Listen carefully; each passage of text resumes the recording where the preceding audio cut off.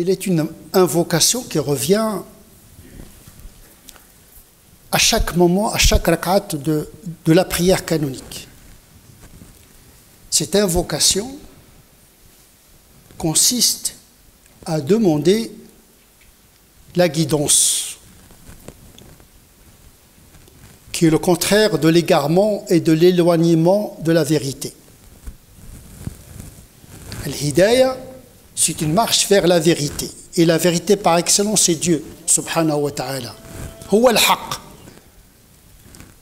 Vu son importance, cette notion de la guidance, elle est au cœur de la Fatiha. Il y a une introduction dans la Fatiha, c'est-à-dire le premier chapitre du Coran. Il y a une conclusion, mais au cœur de la Fatiha, le cœur palpitant de la Fatiha, c'est la quête de la guidance.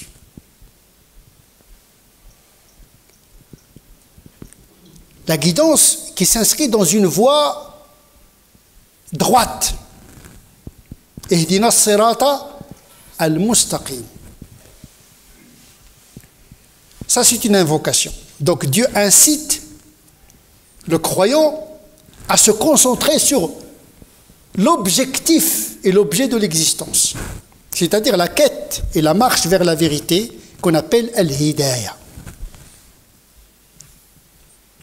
D'un côté, Dieu nous demande de solliciter sa guidance, et d'un côté, il nous donne la réponse. Juste après la Fatiha, nous avons Surat al-Baqarah qui donne la réponse, laquelle réponse se trouve dans le livre révélé d'Al Kitab la Rabbafi, Hudan lil Muttaqin. Vous avez demandé la guidance, eh bien, cherchez-la dans le Coran comme justement le programme initiatique qui permet aux croyants de traverser les étapes de ce voyage qui mène vers le but ultime, c'est-à-dire Dieu lui-même.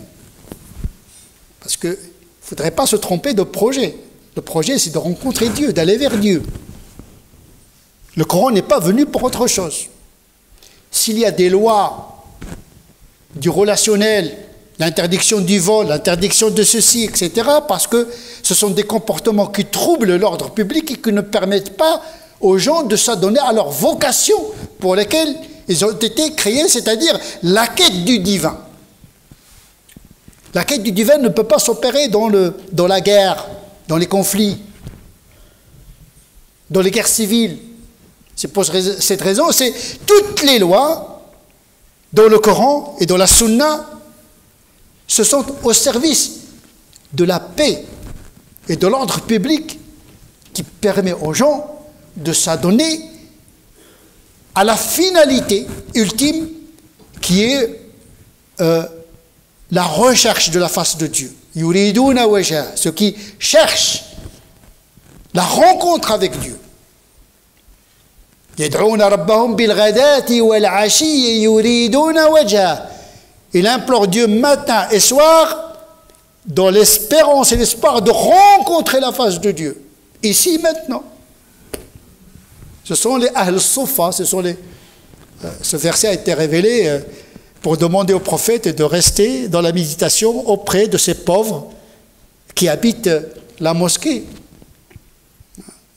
Ce sont des pauvres, mais ce ne sont pas des pauvres. Ils sont riches par Dieu parce qu'ils ne se sont pas trompés d'objectifs. C'est à la face de Dieu. Ils ne sont pas troublés par l'agitation du monde. Ils sont à l'écart, ils sont dans le monde, mais à l'écart du monde en même temps.